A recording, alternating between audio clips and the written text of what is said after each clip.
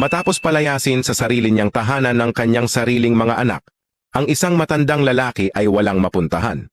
Kaya naglakad siya ng malalim sa kabundukan, tanging ang kanyang kagustuhang mabuhay lamang ang dala. Doon nakatagpo siya ng isang bagay na hindi kapanipaniwala, isang matagal ng abandonadong satellite signal station na nakatago malayo sa anumang nayon o kalsada. Nang hawakan niya ang mga panlabas na dingding, naramdaman niya kung gaano ito katibay, natatakpan ng makapal na berdeng lumot.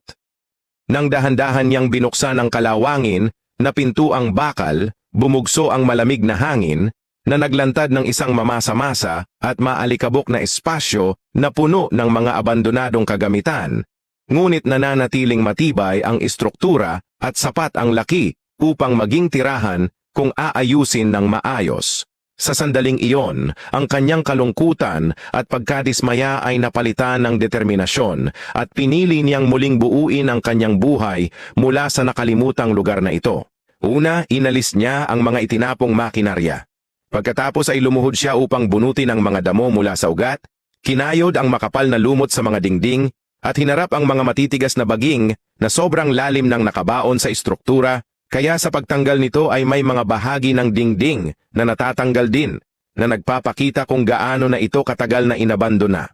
Nang matapos ang paglilinis sa antas ng lupa, umakyat siya sa itaas at hinarap ang napakalaking radar system.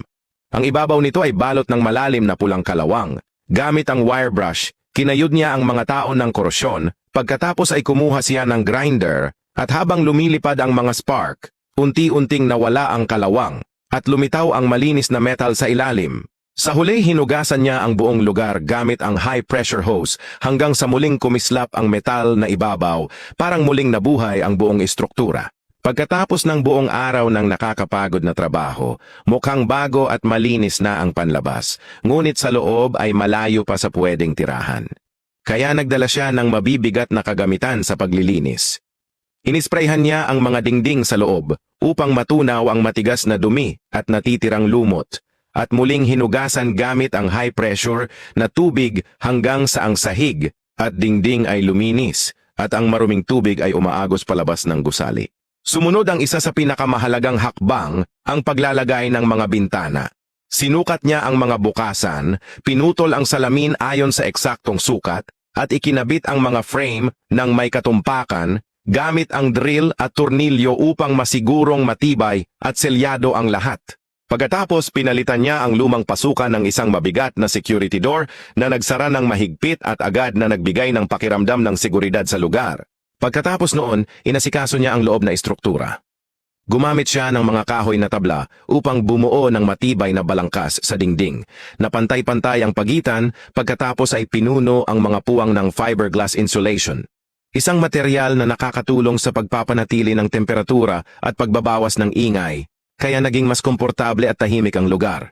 Inilagay niya ang mga electrical wiring at tubo ng tubig sa loob ng mga dingding, pinananatiling maayos at nakatago ang lahat, bago niya pinatibay ang sahig gamit ang steel mesh at binuhusan ng bagong semento na maingat niyang pinakinis hanggang maging matibay at pantay na base. Nang matuyo ang konkreto, ipinagpatuloy niya ang pag-aayos sa bawat detalye sa pamamagitan ng paglalagay ng sealant sa mga bitak, manipis na patong ng semento, at pag-polish sa mga ibabaw hanggang sa maging makinis at malinis ang mga dingding. Pagkatapos ay nilagyan niya ito ng waterproof coating upang maprotektahan laban sa moisture. Sa banyo, gumamit siya ng espesyal na waterproof materials bago ikabit ang mga tiles, lababo, malaking salamin at shower system, na nagbago sa lugar at ginawa itong malinis, moderno, at medyo marangya. Sa living area, naglagay siya ng sahig na kahoy, nag-apply ng finishing coat at pinakinang ang ibabaw hanggang maging mas maliwanag at makinis. Pagkatapos ay dumating ang huling at pinakamahalagang hakbang, ang pagkakaroon ng sariling enerhiya. Nag-install siya ng mga solar panel sa labas, inayos ang posisyon upang mas masalo ang sikat ng araw at ikinonekta ito sa isang internal power system na may malalaking baterya na kayang magbigay ng tuloy-tuloy na kuryente kahit sa mahabang panahon ng maulap na panahon. Sa wakas ng dumilim ang gabi, binuksan niya ang mga ilaw at napuno ng mainit na liwanag ang buong lugar. Ang malambot na ilaw ay kumalat sa sahig na kahoy habang ang radar sa labas ay dahan-dahang umiikot, na nagbibigay ng kakaiba, ngunit payapang pakiramdam ng buhay at teknolohiya na magkasama. Habang nakaupo siya na may mainit na tasa ng kape at tahimik na humihinga, tila unti-unting naglaho ang pagod, kalungkutan at sakit ng nakaraan na palitan ng malalim na pakiramdam ng tagumpay. Ipinakita nito na kahit sa pinakamahirap na sitwasyon, kayang muling buuin ng tao ang lahat mula sa wala sa pamamagitan ng pasensya, husay at determinasyon. Ginagawang tahanan ang mga guho at panibagong simula ang mga pagsubok. Sa huli, ang istasyon ay hindi na isang nakalimutang gusali sa kabundukan, kundi isang mainit at gumaganang tahanan na ginawa mula sa tiyaga, pagsisikap at pagtangging sumuko. Isang madaling paraan daw para alisin ang pugad ng putakti, wasp, ay ganito. Una, huwag magpanik. Maghanda ng lalagyan ng gasolina na sapat ang laki para sa pugad. Pagkatapos, dahan-dahang idikit ang lalagyan sa pugad at bahagyang pisilin ito. Sa ganitong paraan, naiipon ang singaw ng gasolina sa loob at walang labasan, kaya napipilitang malanghap ito ng mga putakti at mamamatay agad. Pero heto ang katotohanan, may malalaking panganib ito. Ang gasolina ay madaling magliyab at delikado ito lalo na't galit ang mga putakti.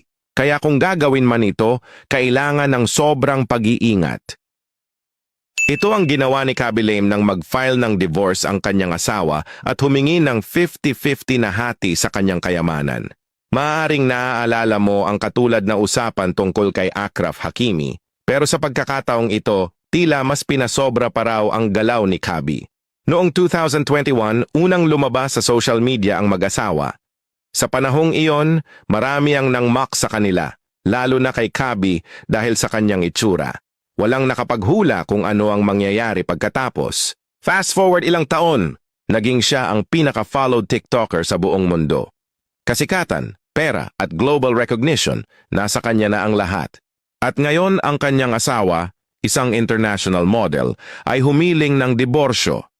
Ayon sa kanilang kasunduan, dapat ay pantay ang hatian, 50-50. Mukhang simple, mukhang patas. Pero dito na nagkaroon ng twist. Nang suriin ang financial records, lumabas na ang personal account ni Khaby ay naglalaman lamang ng 2% ng kanyang kabuuang yaman. Ang natitirang 98% ay nakarehistro sa pangalan ng kanyang ama. Samantala, ang account ng kanyang asawa ay may mas malaking assets na nakapangalan sa kanya mismo. Ang naging resulta, sinunod ng korte ang kasunduan.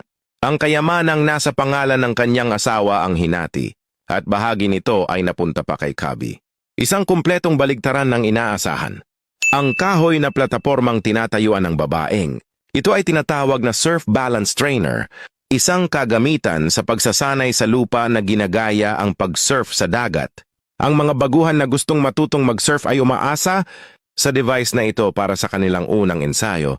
Kapag dumiretso agad sila sa dagat, hindi lang ito mas mahirap, kundi dahil sa tuloy-tuloy na alon, nagiging halos imposible ang maayos na practice, kaya ginawa ang ganitong uri ng training equipment.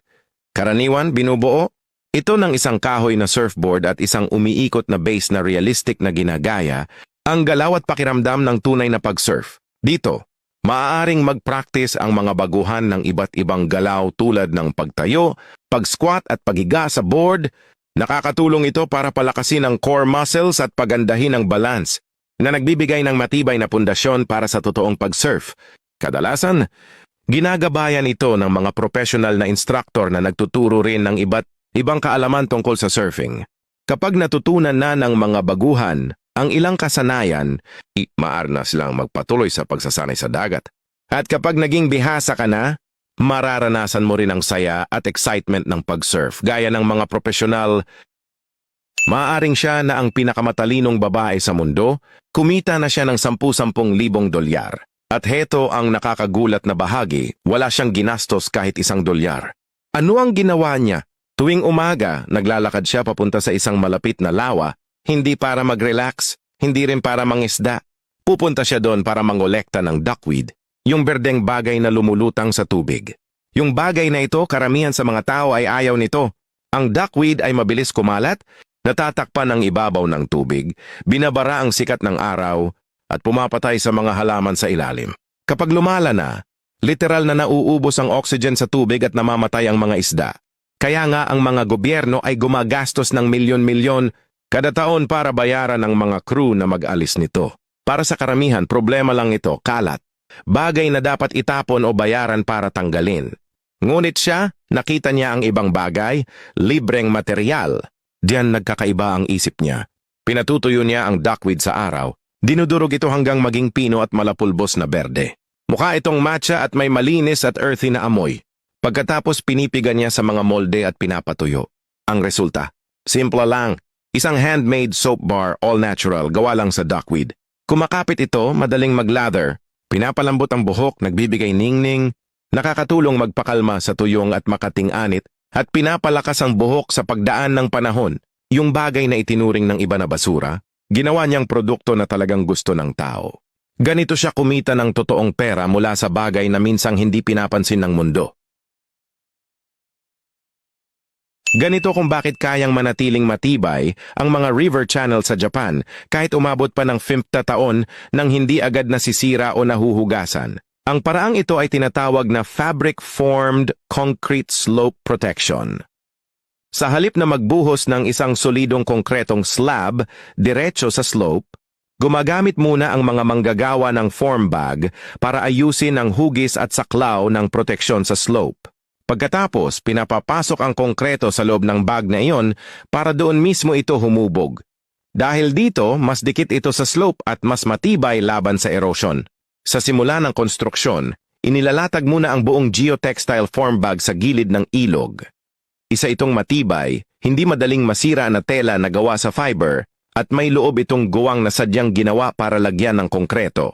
Kapag naayos na ang bag sa tamang pwesto, unti-unting pinupuno ito ng konkreto.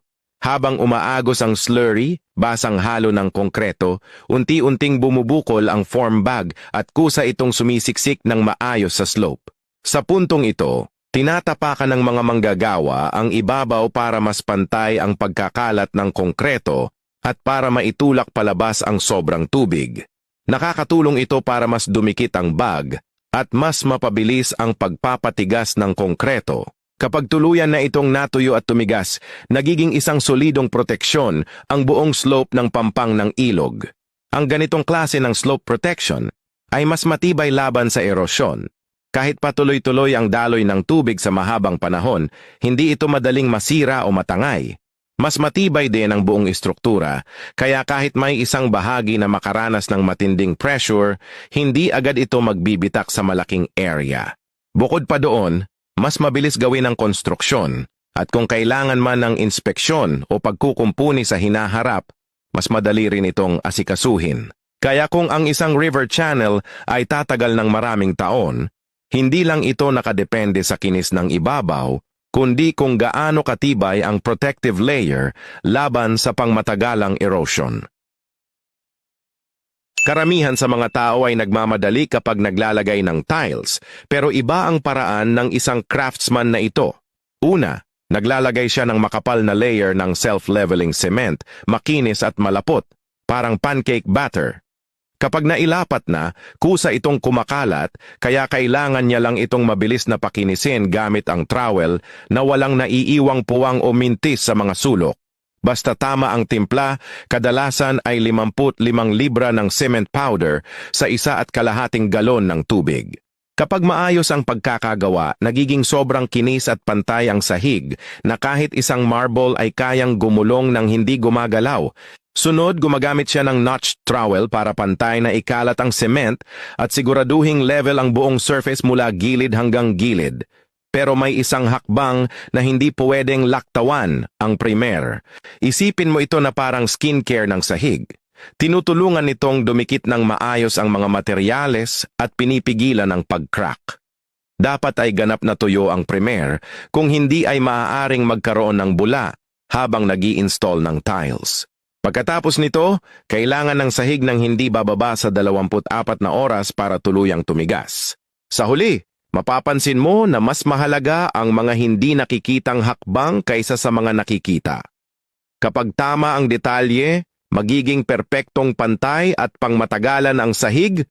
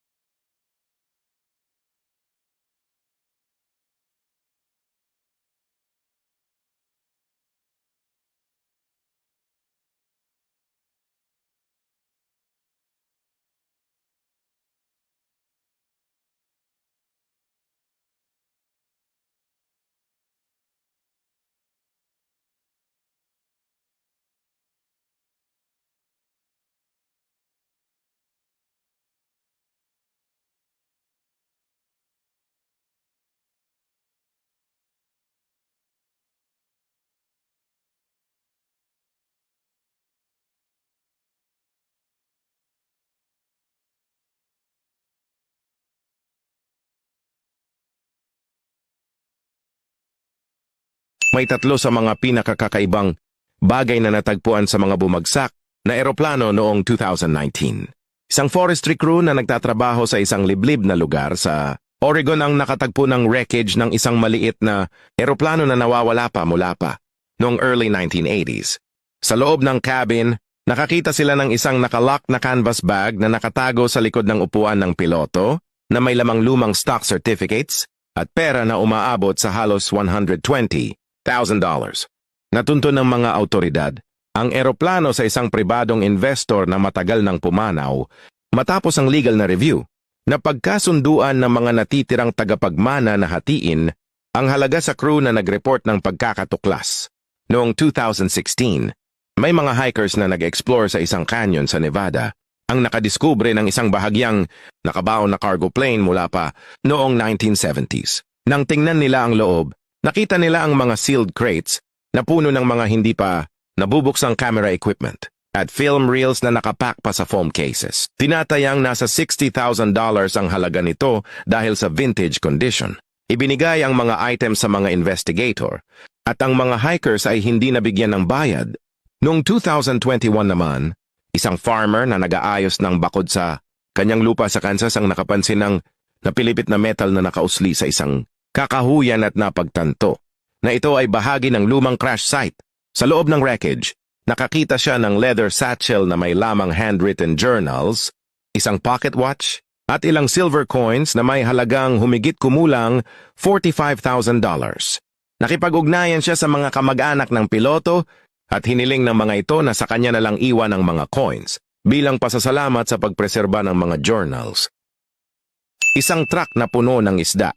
Maaaring magtaka ka, hindi ba pwedeng kainin ng mga ito? Bakit itinatapon ng ganito? Ang totoo, hindi ordinaryong isda ang mga ito. Sila ay tilapia, isang introduced species mula sa Africa. Nang unang dalhin ang mga ito sa Timog China, malaki ang naging pag-asa ng mga tao sa kanila at binigyan pa ng masuwerteng pangalan na nangangahulugang kasaganaan at mahabang buhay. Ngunit walang nakaakala na ang kakayahan nilang mag-adapt ay magiging sobrang tindi hanggang sa sila ay maging isa sa pinakamahirap controlling invasive species. Kayang mabuhay ng tilapia halos kahit saan, sa malinis na tubig, maputik na tubig, at kahit sa maruruming kanal basta may kaunting pagkain. Mabilis din silang lumaki at naaabot ang edad ng pagpaparami sa loob lamang ng 5 o 6 na buwan. Mas lalo pa silang nagiging matagumpay dahil sa kanilang malakas na parental behavior. Kapag may banta, isinusubo ng adult tilapia ang kanilang mga anak at itinatago hanggang lumipas ang panganib. Dahil dito, mas mataas ang tsansa nilang mabuhay kumpara sa mga katutubong isda sa maiinit na klima. Kayang manganak ng tilapia ng 3 hanggang 4 na beses sa isang taon, kaya mabilis na sumasabog ang kanilang populasyon. Inaagaw nila ang espasyong ekolohikal at itinutulak palabas ang mga lokal na species. Maraming lawa, ilog at imbakan ng tubig ang nauuwi sa pagiging puno ng tilapia. Noong mga nakaraang taon, nang mababa pa ang kalidad ng tubig sa mga lungsod, karaniwang matatagpuan ang tilapia sa mga kanal at estero. Sa paglipas ng panahon, nakilala sila bilang basurang isda at tuluyang tinanggihan ng merkado. Dahil dito, sa ilang lugar, napipilitan ang mga residente na gumamit ng pinakadirektang paraan, ang paglilibing sa mga isda, upang pigilan ang patuloy na pagdami at maprotektahan ang natitirang marupok na lokal na ecosystem. Maaaring mukhang sayang, ngunit para sa maraming komunidad, ito ay isang hindi maiiwasang hakbang ng depensang ekolohikal.